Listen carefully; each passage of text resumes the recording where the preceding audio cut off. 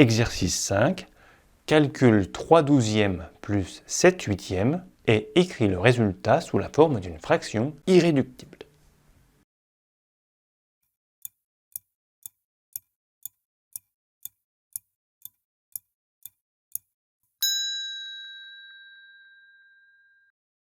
Calculons 3 douzièmes plus 7 huitièmes. Tu sais comment on calcule l'addition de deux fractions.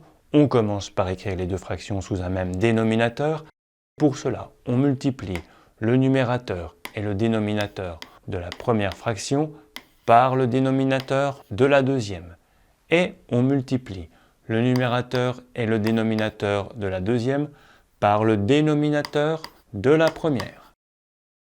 On doit donc effectuer 3 fois 8, 12 fois 8, 7 fois 12 et 8 fois 12. 3 fois 8, 24.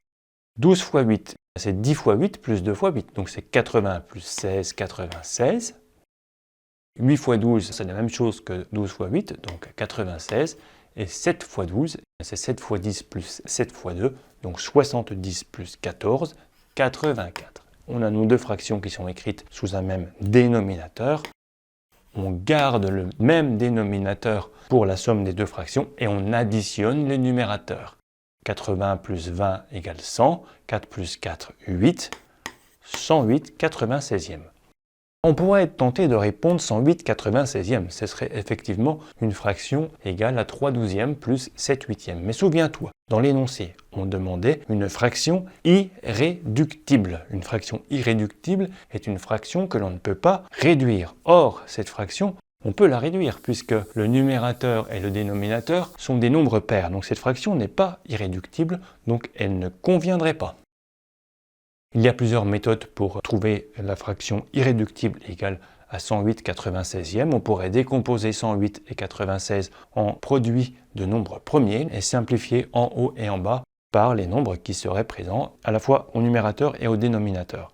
108 96e, je vais d'abord diviser tout par 2. On va faire comme ça, même si ça prend plus de temps, que ça fait 54 sur 48. Et puis 54 sur 48, ce sont encore des nombres pairs, donc on peut encore simplifier par 2. 54 divisé par 2, 27. 48 divisé par 2, 24. Et puis là, regarde, 27 et 24. 27 n'est pas un nombre pair. Par contre, les deux nombres sont tous les deux dans la table du 3. 3 fois 9, 27. Et puis 3 fois 8, 24. Donc dans cet exercice, la fraction irréductible qui est égale à 3 douzièmes plus 7 huitièmes, c'est 9 huitièmes.